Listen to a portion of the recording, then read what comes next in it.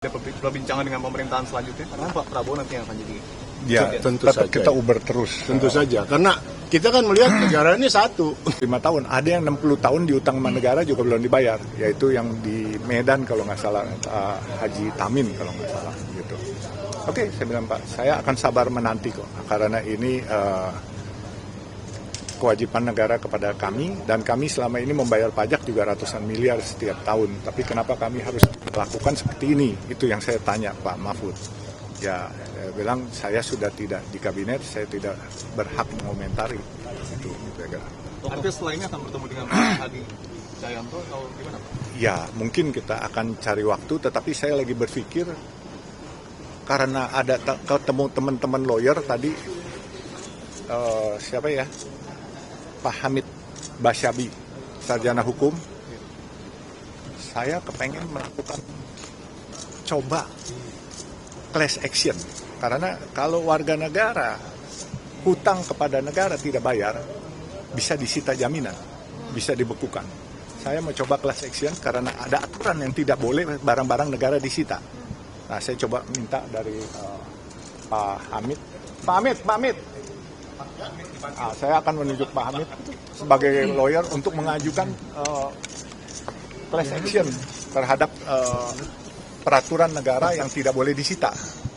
Ya, jadi ada aturan ya. Yang saya kira itu hubungan jadi tidak simetris antara negara dan warga negara.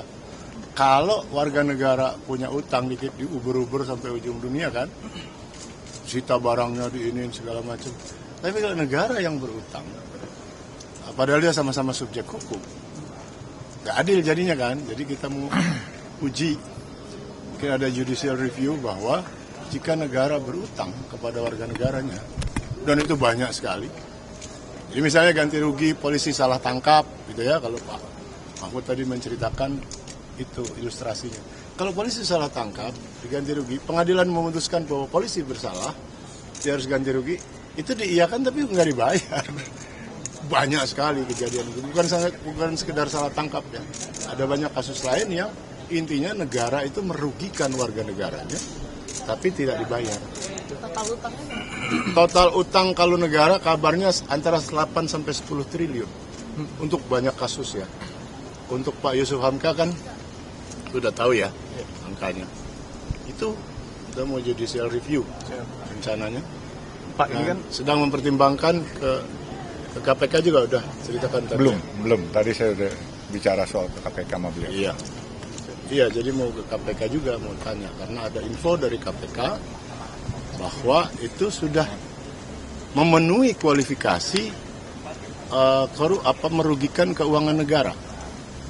Jadi kalau dia berutang, misalnya dengan kasus Pak Yusuf Hamka berutang, lalu keputusan pengadilan menetapkan bahwa kalau tidak dibayar, maka setiap bulan didenda 2%. Anda bayangkan kalau dari 500 miliar saja misalnya ya, 2% itu kan artinya 10 miliar per bulan.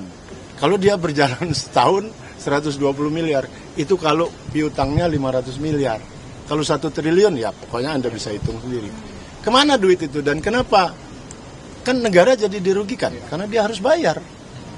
Kalau didiamin terus, itu masuk kualifikasi merugikan keuangan negara, pidana, ya toh? Kan jadi pidana. Pejabat yang bersangkutan tidak bayar berarti pidana, atau memperkaya diri sendiri atau orang lain, kan begitu definisi korupsi. Pak, periode sekarang ini kan sebentar lagi, Bapak juga dikabarkan sudah berbincang dengan Pak Prabowo ya Pak, itu bisa disampaikan Pak soal Berbincang waktu itu saya nggak tahu, dulu lain sebelum kasus ini. Nggak ada hubungan. Tapi akan ada perbincangan dengan pemerintahan selanjutnya karena Pak Prabowo nanti yang akan jadi. Ya, tentu tetap saja. kita uber terus. Tentu saja, karena kita kan melihat negara ini satu, gitu ya. Yang ngurus ganti-ganti kan begitu. Yang mengurus ganti-ganti tiap 5 tahun presidennya ganti, menteri-menterinya ganti. Tapi kan subjeknya dia tetap adalah negara. Jadi tentu saja akan diurus. Itu logis saja ya, bukan sesuatu yang luar biasa. Download Tribun X sekarang, menghadirkan lokal menjadi Indonesia.